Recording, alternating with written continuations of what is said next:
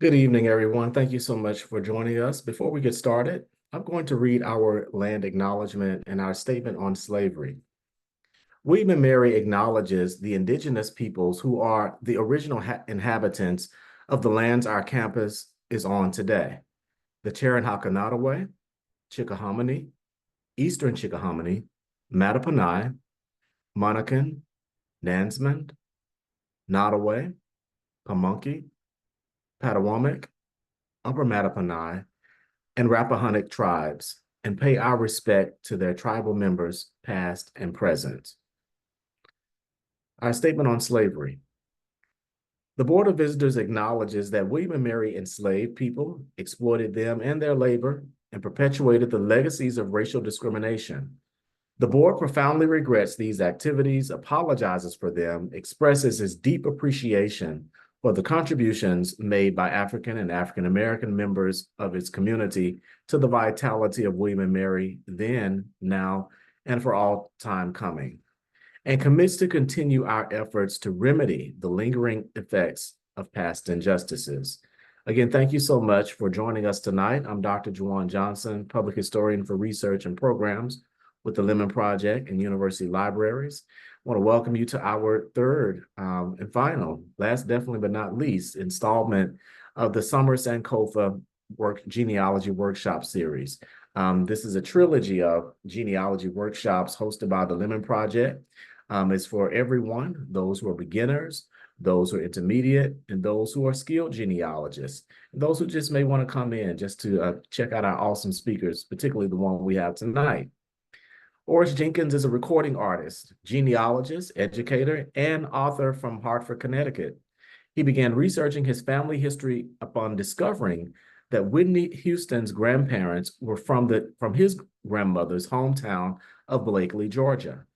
Since then, he has traced his ancestry back to 1756 in Central Virginia, uncovering the stories of several formerly enslaved Americans. Orice is a member of the Sons and Daughters of the United States Middle Passage and the Afro-American Historical and Genealogical Society. He has appeared on podcasts and radio shows such as Research at the National Archives and Beyond, and his research has been featured in the Washington Post and television news shows such as Finding Your Roots. Orice's newest book project is chronicling the family of Grandison Goolsby, a prominent farmer who was lynched in Earl County, Georgia in 1915. The book is available through the History Press and an imprint of Arcadia Publishing. Orice also publishes a blog called Chester's Children, and he serves as executive director of a youth music program in Greenfield, Massachusetts. Without further ado, let's give our virtual welcome to Orice Jenkins. Thank you so much, Dr. Johnson. I'm so grateful to be here with the Lemon Project. And I'm going to share my screen and start my presentation. Okay, let's see here. Make sure I got the right screen though. Okay, hopefully everybody can see my presentation. Very good. All right. Good evening, everybody. So my presentation is called Transforming Oral History into Documentation, and it's concerning my new book, The Early County Massacre.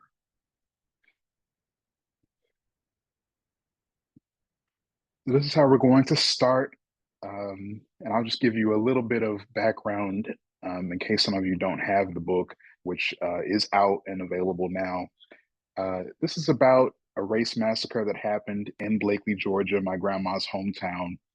And it's very similar to events like what happened in the Greenwood district of Tulsa, Oklahoma, in Rosewood, Florida, in Elaine, Arkansas, in places like Chicago, I think Wilmington, North Carolina. So many of these events happened all across the country. And I was very surprised to learn that something like that happened where my family's from. So it was really a story that was just told in passing. And this beautiful photo I'm showing shows my cousins Ruth, Lura, and Charlotte. I want to recognize Lura first because She was the oldest person living in the town of East Hartford, Connecticut, when she died in 1994. She was born in 1888. And so I could have met someone born in 1888. I never had a chance to meet her, but it's kind of interesting to think about how I could have known her. She's my great great grandmother's first cousin, and she's the woman in the middle here. But her sister's daughter is to her left here, and my cousin Ruth, who is still alive, shared with me one day that there was something that happened in Early County, Georgia, something to do with the name Granison or Anison. She was not sure exactly how to say the name. She called it an uprising between the races. And all she knew is that there were mobs that were surrounding a school. And she knew this because her mother's other sister, who is on the right, Charlotte, was a school teacher in Early County. And that's where she was basically surrounded by a mob and had to escape. And cousin Ruth also knew that it had to do with the Gooseby family, and that's how she spells Gooseby. Uh, you'll notice it's Goolsby with an L on my book, but she says Gooseby, and she knew this because Charlotte was married to a Gooseby. So that's all I was told at first. It was totally, what I would call oral history, because of course I did not witness these things, and neither did cousin Ruth, but she was told that by her aunt Charlotte, who did witness this situation. So when she told me this, there were some things I already knew. I already knew that Charlotte was married to a Gooseby because on the census, and you can see on the left, this is the 1920 census, and you can see where the arrow is, that's Charlotte, and her name is listed as Charlotte Gooseby. And she's there with all of her siblings. And I don't think she was actually living in this household when the census was taken. I just think her father, who was the head of the household, gave the names of all of his children, even several of his daughters who were married already. And two of them I've already found with their husbands on other census records from the same year. So I'm actually grateful that he did include his married daughters because I haven't found where Charlotte really was on the census. But I knew that she was married to a Gooseby because of this particular record. Also on the right is a death certificate for Charlotte's son, which also I had already. So I knew even that her husband's name was Julian Gooseby, which is really great because down home, down south, everybody calls him Julius Goolsby. In fact, I've never heard anyone call him Julian Goolsby. Everybody, they will write Julian and say Julius. So I knew it was the same person, though. I don't get tripped up by, small differences in the names because you know how names can be. Um, I should also point out that it says Charlotte Runnels here, but even on the same document, her father, the informant, put Reynolds. It's the same people, same document, different spelling on the same document, only an inch apart from each other. So, just I think a lot of us that are on here know that when genealogy is involved, the spelling goes out the window. So just always research as many spellings as possible. So I was able to confirm that what my cousin was saying, is possible, that there was some situation, with the Goosebys, but nothing came up after researching Julian Gooseby, and I really wasn't quite sure exactly what she was talking about. Later on, about a year later, I would say, I got a hint as to what my cousin Ruth might have been talking about. Some of you will recognize the screen on the left is what comes up when you have a DNA match on Ancestry and you click into their tree. So, and you're going to see this wrong in red. You're going to see that a lot in this presentation, just because I want to make sure that if anybody is, watching this on YouTube later or taking a screenshot, they know not to copy this information because at the time, I was told that the parents of Amy Hutchins were these two people, and that's not true. Amy Hutchins was married to my ancestor, Albert Terrell. So that's why I ended up researching this person, Amy. She's not my ancestor. I come from Albert's first wife, but this is Albert's second wife. And I wanted to know as much as I could about Albert. So naturally, I was researching his second wife because you never know what could come up while researching, the spouse's family, even if you're not related to them. So, because I thought that her parents were Charles and Liza, I looked them up on the census, and it made sense that those were her parents. I mean, she definitely was related to the Hutchins. I know she had a brother named Charles, and you see, and she named her son Charles as well. And you also see Charles and Liza on the census, and they have a son named Charles. So it all made sense at first, but I've been able to prove that it's not true. But still, at that time, it's about 6 years ago, I researched all five of the children that are here: Charles, Morgan, JT, Mary, and Martha.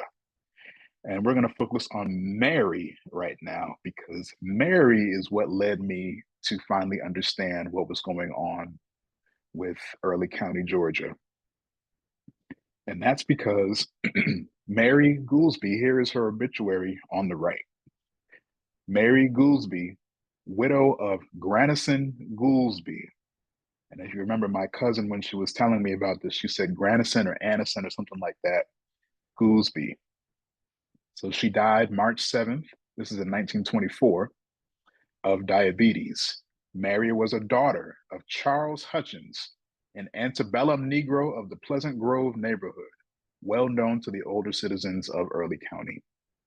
Her death, together with that of Charlie Givens, who died on the 8th from influenza, recall the troublous times in Early County some 9 years ago, brought about through, they say assassination, but that's not what it was, of Mr. Henry Villepigue by Granison Goolsby, and the 3 days manhunt that followed before Granison was killed by the posse. This is how they wrote Mary Hutchins Goolsby's obituary. So the 3 days manhunt that they're referring to is what I have dubbed the Early County Massacre. And that's what my cousin Ruth, when she told me about it, is what she was calling the uprising. And there's other names that people have called it: the Granison Goolsby War, many other things that they've called it, the Granison Goolsby Scrape. But that's what they're referring to. It was a 3-day event where they were trying to kill Granison Goolsby. So, wrong led to right. I was actually able to discover this truly, truly incredible and tragic story through a wrong hint in my cousin's tree. So it turned out that my ancestor's rumored sister-in-law was married to Granison Goolsby. And that's how I stumbled on the full story. Just reading this paragraph, of course, you want to know more. You got to figure out, okay, what was going on here? What really happened? Who is Henry Villepigue? So that's where the journey started. So here's a version of the story that I found when I first started Googling what happened in 1915. And this is one of the first articles that I found. Almost everything in it is not true. In this part, I'm going to show you. And after I read this paragraph, I had to stop, and I almost didn't continue doing this. But it says Goolsby's sons sought refuge in another cabin, which also was fired by the posse, and the sheriff and his deputies brought back the news tonight that both of these Negroes were burned to death. they faced certain death to attempt to escape. That was very difficult for me to read when I first saw it, uh, because Granderson's two sons were teenagers. Um, I mean, regardless of how old they were, thinking about somebody being burned to death is just really unpleasant. But then I found this. This is the 1940 death certificate for one of those sons, who was supposedly burned to death in 1915. And it's 25 years later. And I was like, oh, well, maybe it's just a different person with the same name. But no, if you read the information on this death certificate, it is without a doubt the correct person. You see the father's name, it says grandson Goolsby, but it was Grandison Goolsby. You see the mother, Mary Hutchin. Of course, it's supposed to be plural, Hutchins, but that's fine. It's signed by his brother, Nathaniel Goolsby. And again, they're all spelling it without that L still. They use the L now, but they did not back then, at least not often. Um, but it was, the birth, even the birth date, July 13th, which I knew was his birthday. It's certainly the same person. So clearly, he was not burned to death in 1915. This is where that article came from. The Atlanta Constitution, which is still to this day the major news platform in Atlanta, Georgia, in Georgia. This is the front page. It's from December 31st, 1915. And you see we're in the middle of World War One. So that's the big headline up top. But directly below it, you see two Negroes, it says incorrectly burned up, and four others killed by the sheriff's posse in Early County. That is the second headline on the front page of the Atlanta Constitution. So I'm going to take you through a couple of other facts that are alleged in this particular article. And I'm going to talk about how, if I was able to find some corroboration for these events, they probably ended up in the book, but a lot of these events ended up not being true, and some of these things I don't know if they're true or not. So I picked about, what is this, 8 facts that were alleged in this article. The first, of course, 4 Negroes shot to death. That I was able to corroborate. There actually were more, but certainly 4. That's true. 2 Negroes burned alive. As I just showed you, I was able to disprove that, and I only showed you one of the records that proved that those 2 men did not, 2 young men did not get burned alive. But I have lots of documents that prove that neither of them were burned alive. The trouble resulting in the tragedies of today started on Tuesday. That I was able to corroborate. Henry Villepigue met a Negro who would not give him part of the road. That is not quite true. It's not really true at all, but we'll get into that a little bit later. Villepigue got out of his buggy and struck the Negro with his whip. That is corroborated. That's total corroboration. Every account understands that this is what happened. Henry Villepigue struck Ulysses Goolsby with his buggy whip. This Negro was a son of Grandison Goolsby, one of the few well-to-do farmers. That's pretty much corroborated. The few well-to-do farmers line is kind of funny to me because, of course, I'm sure there were several well-to-do farmers in the state of Georgia, but they might have meant well-to-do Black farmers, or I don't know what they meant, but he was a well-to-do farmer. On Wednesday morning, Goolsby, and they're talking about Grandison, bought a large supply of ammunition. And now I'm sure y'all that don't know the story are starting to see where the trouble is about to come in. I don't know if Grandison Goolsby bought a large supply of ammunition that morning. Uh, I do have evidence that supports it, and I have evidence that uh, doesn't support it, and it's kind of equal at this point. Um, However, I know he did have some ammunition from the later events. And I also know that he went to the hardware store that morning, but I don't know that he bought anything. And the last alleged fact on here, when the overseer reached his home, and the overseer, by the way, is Henry Villepigue, um, he found the Goolsbys waiting for him, and they opened fire on the overseer and his wife. And that is totally untrue.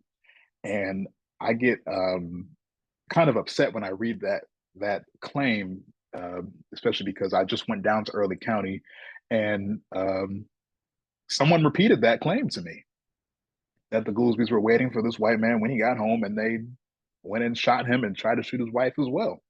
That's not at all what happened. It's not even close to what happened, but that's what was printed in the Atlanta Constitution. So now you can kind of start to see and understand why there was literally a war waged on this part of my family at this time, because this is what they really believed happened. So, how do I exactly corroborate or not, um, some of these alleged facts? Here's just a taste of some of the things I've collected while putting together this book. I have 9 oral histories, which I really kind of wasn't focusing on oral history, even though that's where it started. But oral history, I know, can sometimes be unreliable. However, it is a source, so we need to credit oral history. Um, it can be, it can lead you to finding evidence from that time period that you're researching. So I always, especially now that the book is out, I listen to a lot of people telling me their versions of the story, because I'm really curious about what they were told, and getting different stories too. So I have 3 from white people who were who are unrelated to each other. And that's kind of important because sometimes the same family story can come down a family line. And so it's important to not just ask one part of a family, but ask an entire family, or different families, and get, different versions of the story. And I also have 6 from Black folks who were in 4 separate families. And I want to mention that because I have 2 of these stories come from 2 siblings. And one of them got a lot more information than the other.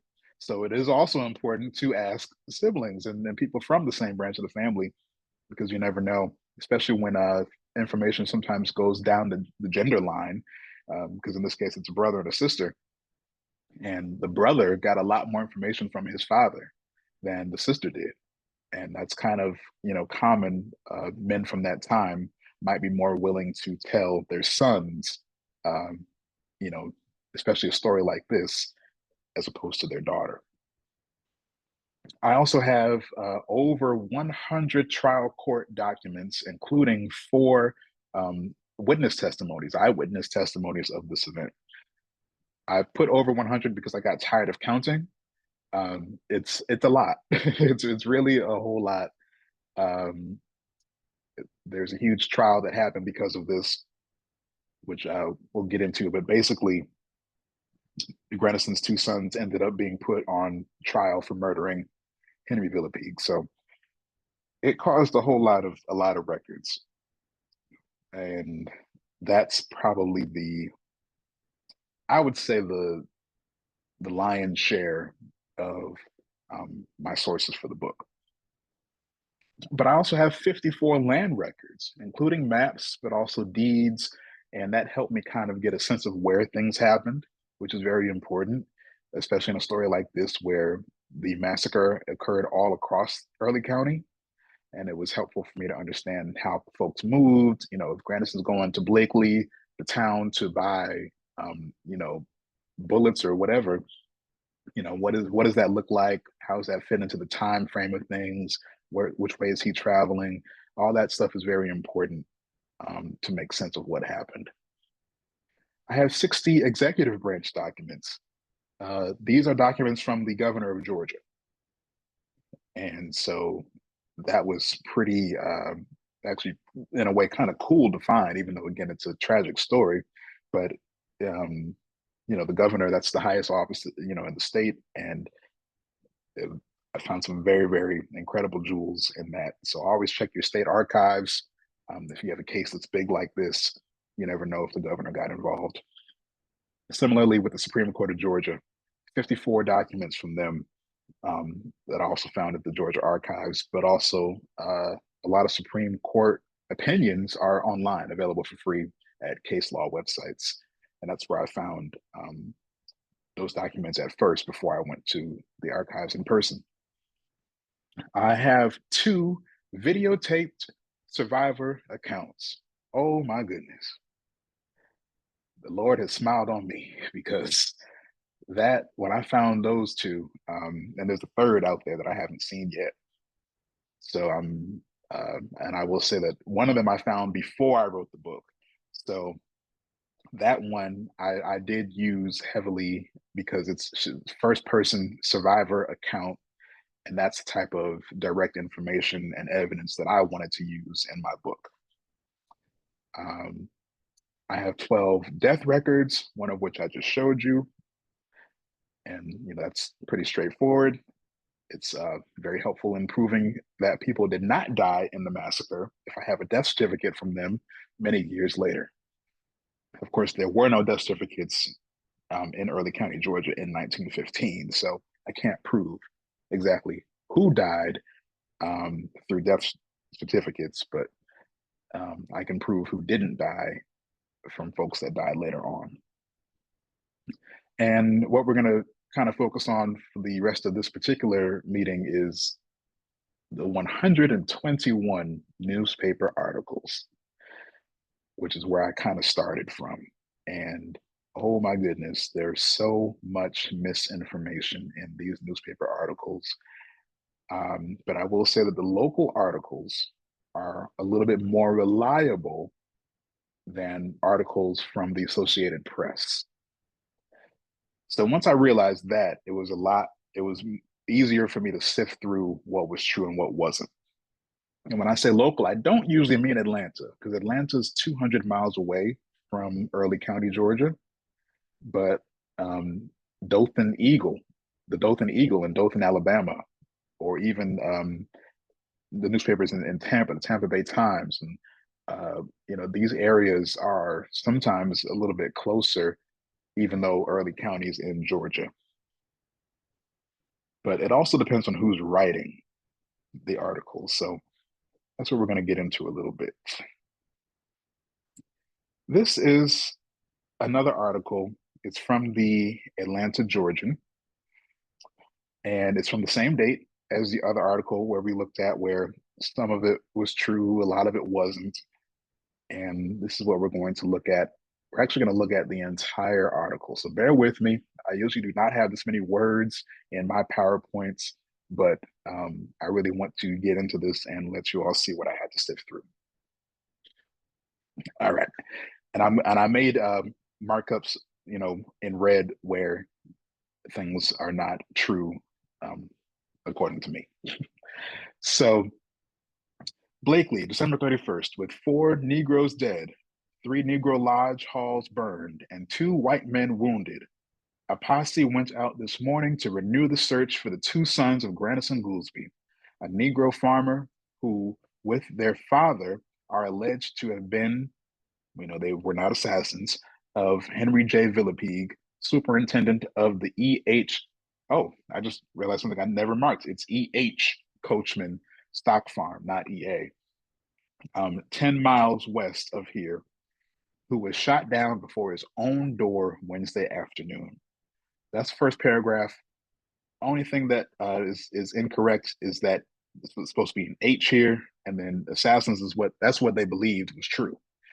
So far it's relatively accurate. Reports reaching here last night that the two Goolsby boys had been killed by Sheriff Howell's posse are today declared to have been erroneous. Okay, so what we just read in the Atlanta Constitution, the Atlanta Georgian has figured out that's not true, that those reports were erroneous. The two Goolsby boys, the two Goolsbys are said to be hiding in a swamp near Polk's Landing, surrounded by a cordon of pursuers bent upon taking them dead or alive. Rewards of $300 have been offered for them. So that's the only thing that's incorrect in this one is it's probably Polk's Landing, not Falk's, which you can see even in this horrible quality image that F looks like a P. So I'm sure that's probably a copying error. The four known dead are Granison Goolsby, Simon Goolsby, Earl Lee Hightower, not Earl, and I've seen lots of people say Earl, but his name is Early. And then and there was no person named Wingate Harrison killed in this massacre.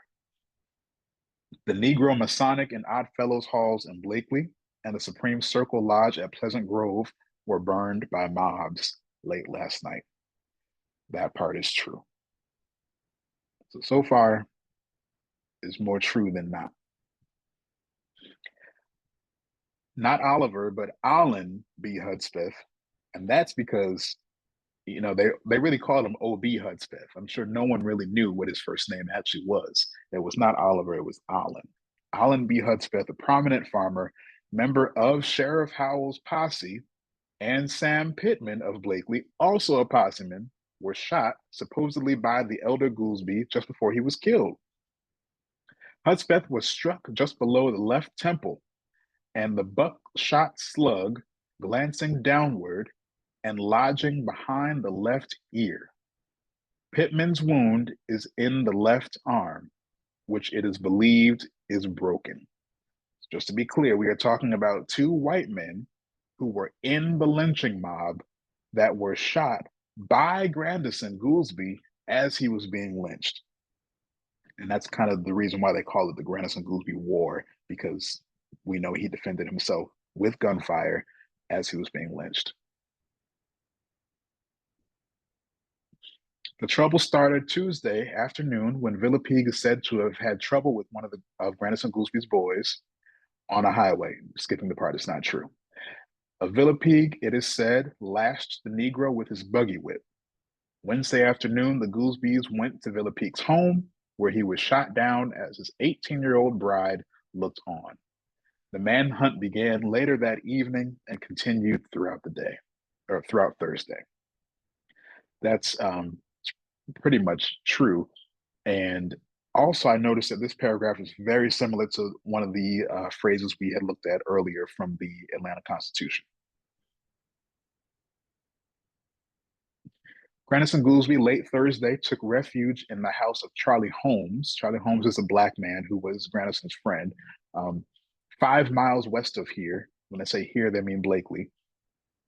5 miles west of here, when it is alleged Holmes himself set fire to the house to drive Goolsby out and thereby save himself. As Goolsby emerged from the house, he was shot dead. In the attack on Holmes' house, Hudspeth and Pittman were shot. So let me just be clear about what's happening here. Charlie Holmes, like I said, is Grandison's friend. So you're wondering, why did he set fire to the house? The mob actually forced him to set fire to his own home, or else they were going to kill him and set fire to the home anyway. And of course, Grandison was not just going to stay there in the flames, and he tried to get out of the house. So everything in this particular paragraph is, in my opinion, accurate. While the Goolsby boys were being hunted, the posse came upon a Negro house and surrounded it for a search, when persons on the inside opened fire. The posse returned the fire. When the shooting ceased, the house was entered and 2 Negroes were found dead. They were identified as Early Hightower, a cousin of the Goolsbys, and Wingate Harrison was not a person, but Grandison had a brother-in-law named Wingate Harris. So I'm pretty sure that's who they're talking about. And he actually survived. I got him on the 1920 census, 1930 census, 1940 census, 1950 census. He was alive. But he may have actually been shot, and he might have been playing dead, or I'm not quite sure exactly what happened there. But I know he lived, and I know Early's name was Early, not Earl. I don't know who started shooting first in this instance, but um, it's not hard to believe that if a lynching mob is at your door, um, you might try to defend your home with gunfire. This is the last paragraph in this article. Thursday afternoon, the rewards of $300 had been offered for the arrest and delivery to the sheriffs or at the jail of the Goolsbys. Governor Harris, on request of Sheriff Howell, having authorized $250 rewards on behalf of the state. And the first part I never really cared to prove or not. And the last part of that is true. There was a state reward to catch these guys.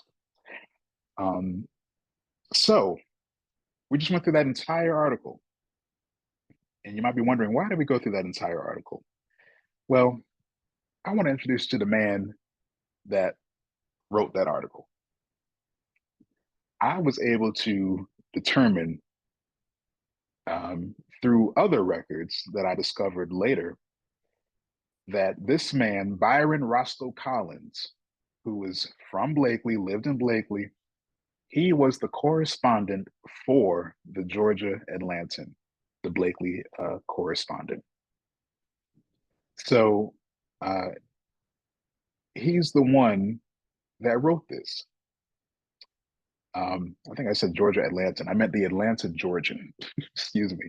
And so I'm going to read what he said. This is testimony that he gave at a hearing during the trial for the Goolsby brothers. This was a hearing for change of venue, which means they wanted to try to have the trial outside of Early County because it would be unfair to have it in Early County and dangerous because they might have lynched the Goolsby brothers. So they had all these testimonies of basically the most prominent people in Blakely saying, oh, it'd be perfectly safe here.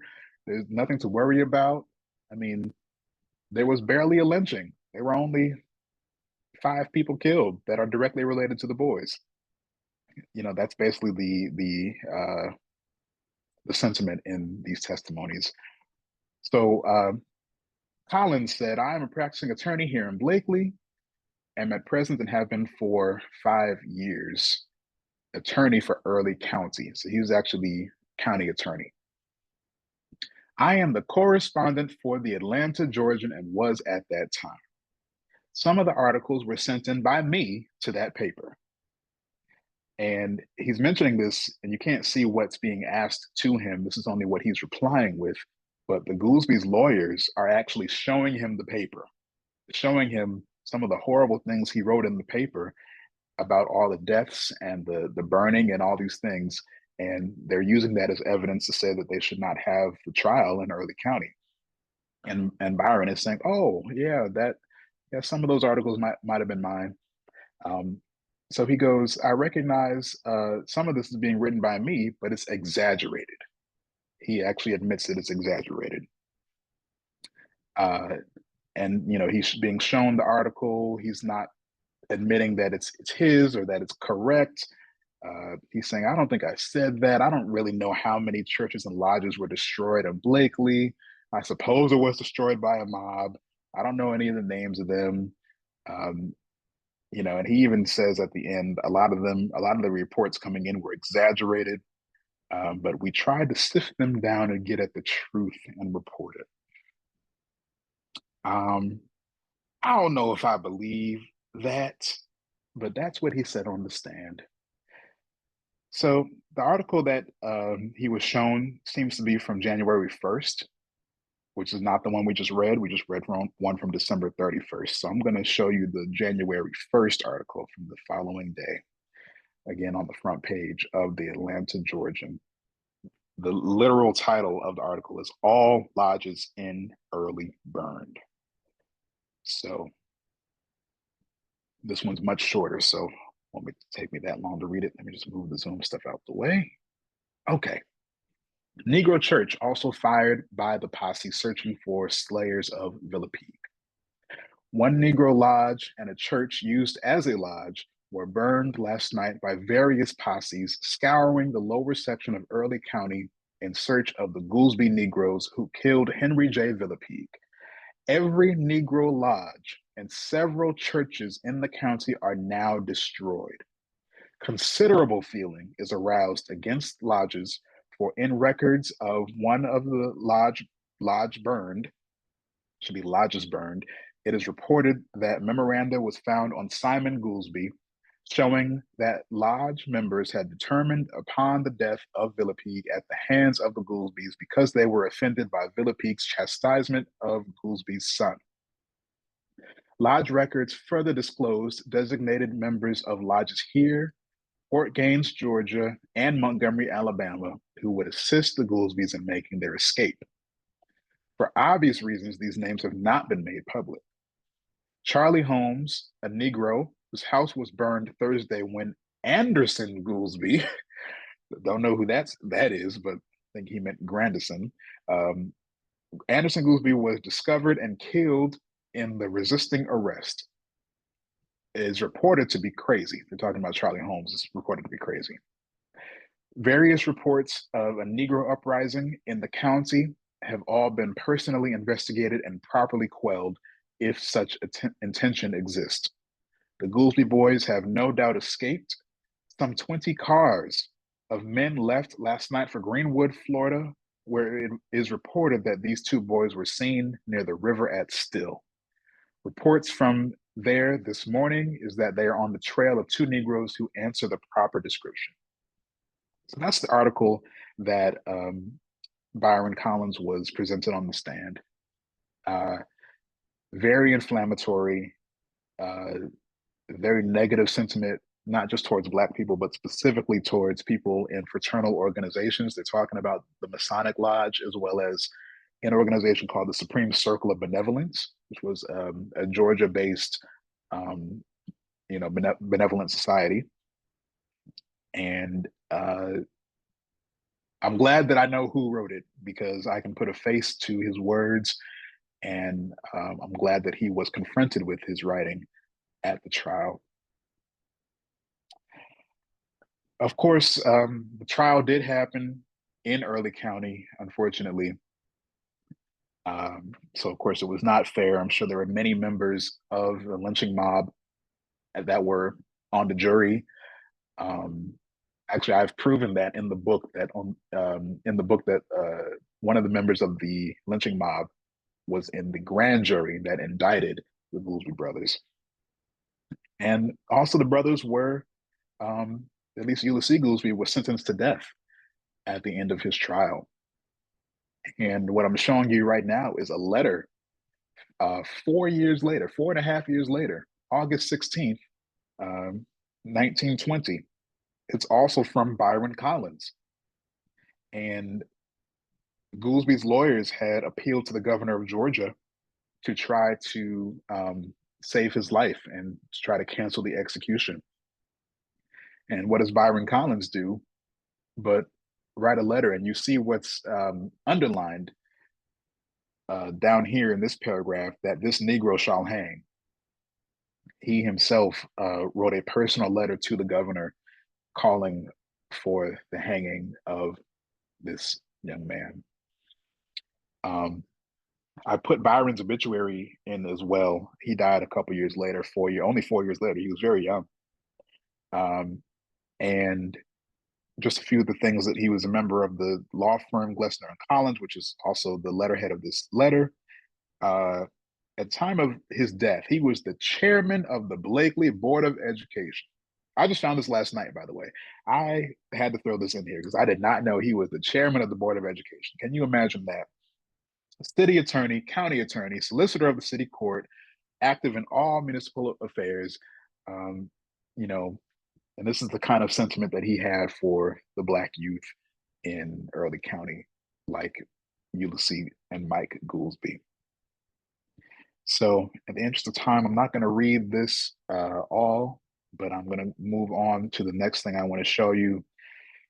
I would like to read you what Ulysses said happened himself. And forgive me for presenting so much information. You may not remember what was claimed in the newspaper articles, but Ulysses Goolsby, from his own words, this is what he said happened, and that's what I'm going to leave y'all with this evening. I met this gentleman, and there was a hill about 500 yards from the church. And in about 50 feet of the hill, I got out of the road and stopped because we could not meet on the hill. And on the right-hand side where I stopped, there was a clay bank, and as near as I can estimate it, about 10 inches high. He got in 50 feet of me. He told me to get out of the road. I did not say anything, but only pulled my mule out of the road.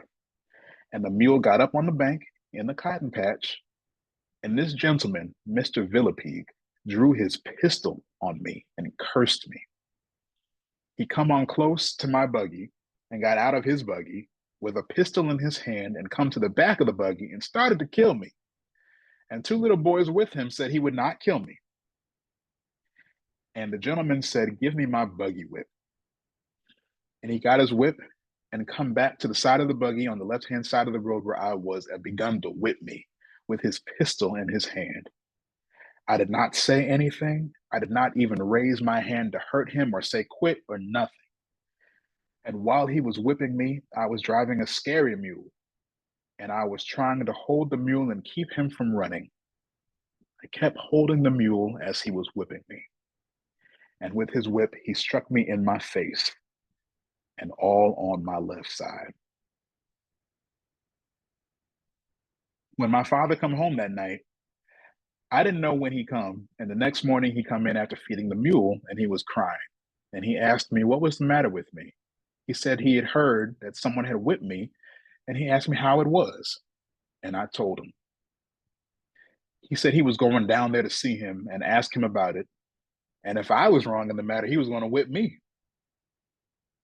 I told him there was no need of going, and told him how it was, and that I did not want to go because the man tried to kill me for nothing, and I did not want to meet him anymore. And my father said, "You must go." We goes on down there, and when we got there, my father hailed and said, "Hello, Mr. Henry." And he come to the door and opened it and said, "What do you want?" And my father said, "I want to talk to you a little." At that time, he had his pistol in his left-hand pocket. And he come on out of the gate, and I was sitting on the left-hand side of the buggy facing west and turned around facing east, and that throwed me on the north side of the buggy.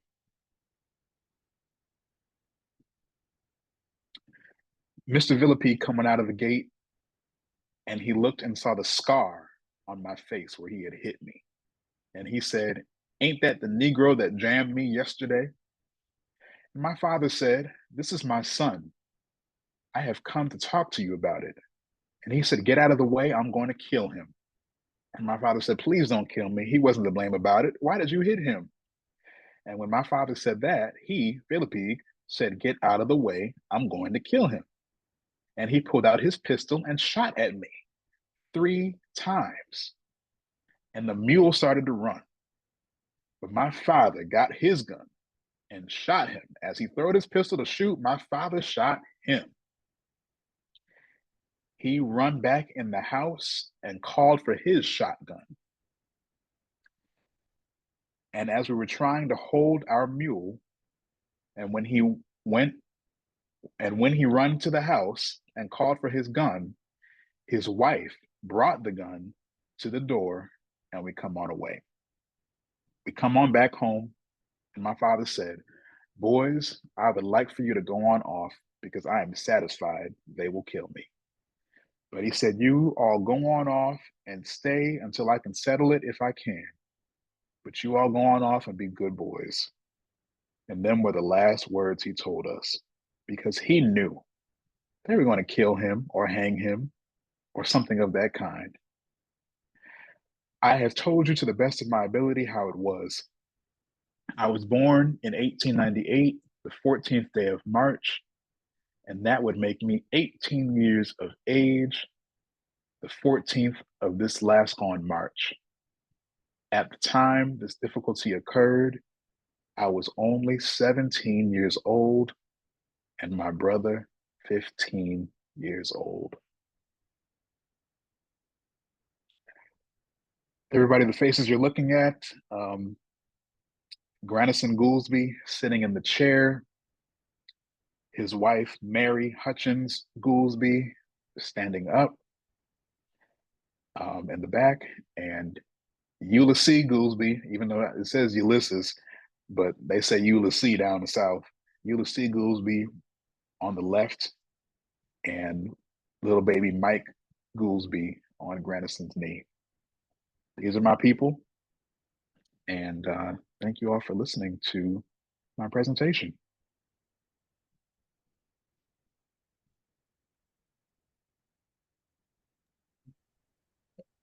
Thank you so much, Orice, for this powerful presentation. Let me see here. We have some virtual applauses taking place. Thank you. And I want to open it up for questions for Orice. We have about 10 or so minutes here. Feel free to place questions in the chat.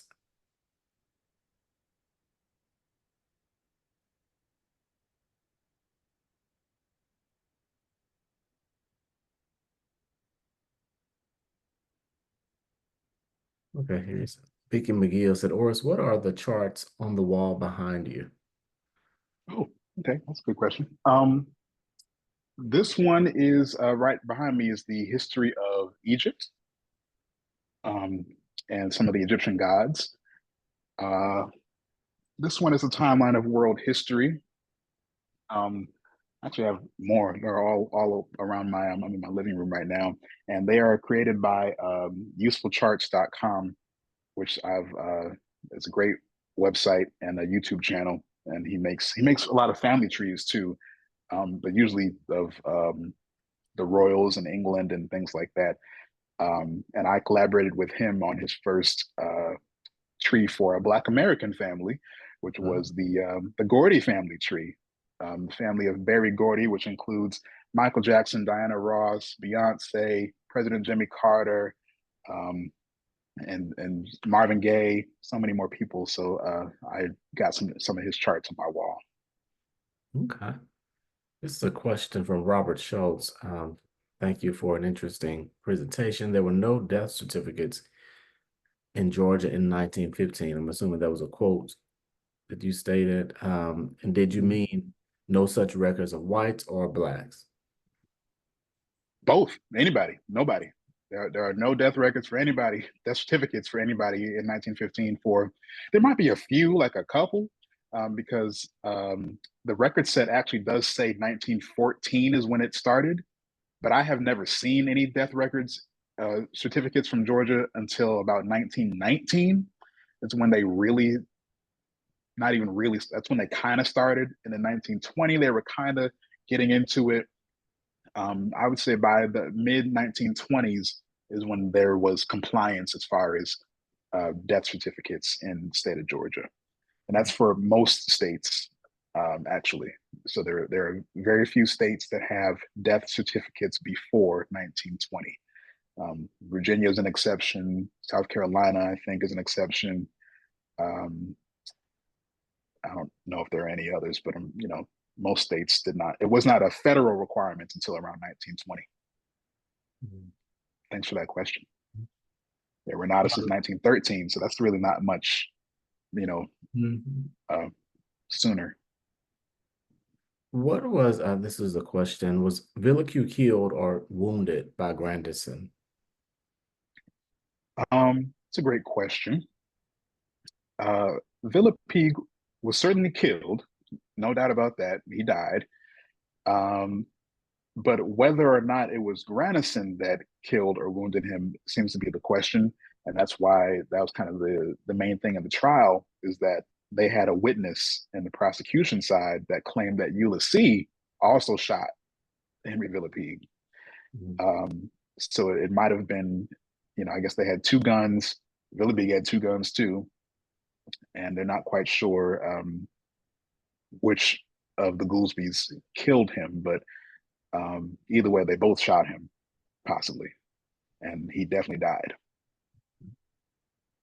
Here's a question. What can you tell us about the son's trial and the remainder of their lives? Um, I can tell you a decent amount, and I want to be respectful of folks that don't have the book yet and that are, don't want any spoilers of the end of the book. But I'll tell you about Mike. Uh, Mike survived the massacre, of course, and you saw his death certificate in 1940. So he died very young from a stroke. I'll just say he spent several years in jail because of this case. Again, he was only 15 when this all started. So from that point, he was in jail, incarcerated for a long time. And he did eventually get out, but it was told he could never go back to Early County, which is where he was from, where his mother lived, where all his family was. But he was still able to go on, and he married a wonderful woman named Ada Mae Mapp, and she lived until the 2000s. I mean, she lived a very long time after he died, and they had several children, and two of them are still alive. And I'm grateful to say that I know one of them who will be 88 in a few weeks. And his daughter, which is Mike's granddaughter, actually wrote the foreword to my book. So, their legacy lives on even through all this tragedy. I wanted to ask a bit about your research process. What archives that you consult that did you find most useful in Yeah. this process? Thank you for that question. I think because most of what I use is the testimonies, that I just finished reading, that I found in the Early County Courthouse. So Mhm. I had to go to Blakely and dig throughout this courthouse to find these records, which no one knew they were there. The clerk didn't know they were there. No, I mean, I didn't know they were going to be there. That's not what I was looking for when I found that, but I'm glad that I found that. So that's mostly what I used. But also, like I said, the Supreme Court case records. There's case law websites that have published all of these records. Um, you know, digitized them from books, from law books that are online. Mhm. I also used, of course, Ancestry.com to get those death records and to make my family trees and to reach out to family members. Um, and of course, newspapers.com for sure. All of those newspapers, I would say all of them except for the Early County News, which is the hometown newspaper. That's on georgiahistoricnewspapers.com. Mhm. Great resource, totally free resource for Georgia newspapers that are not on newspapers.com. So definitely check that out if you have folks in Georgia. This is a question is, were the editors of the Atlanta Georgian white? The editors, as opposed to the correspondent who I showed, who of course is white. But yeah, the editors, absolutely. I cannot tell you who they were, but I have no doubt in my mind they were white. They were not hiring black editors at the Atlanta Georgian in 1916. Mhm. Um, can you speak to in terms of really unearthing this history, this really grim part of the history of your family, which is a part of the American story. Um, how has this impacted you? Has it been a point of reclamation, a point of repair? How are you grappling with this topic and particularly with this part of your family's history? Well, that's an ongoing process for me um, because there's still a lot to do. There's still um, unjust convictions here that I'm trying to figure out you know, how do I rectify this? How do I get some restoration for this family? Um, how do I find the rest of the family? There's still people I haven't found in my family that, you know, we scattered after this massacre and people never came back to Early County. So I'm just kind of focused on my goals right now and trying to figure out how can I get the family back together, get some markers, historical markers, some headstones for these people that were killed, which there are none right now. Hmm. But I do feel a sense of pride when I think about the success that the family had before the massacre, which I did not know about. Hmm. You know, I was never taught about this part of history where um, you know, Black folks were really doing amazing things. They had their fraternal organizations, they had their churches, they had their schools. They built everything they were supposed to do after slavery. And the reason I didn't know about it is because of these events where everything was burned to the ground. Hmm. So now that I know about this, I can tell more people what my family members were able to accomplish. And I'm very proud of that. Well, I think that's the perfect way to conclude this.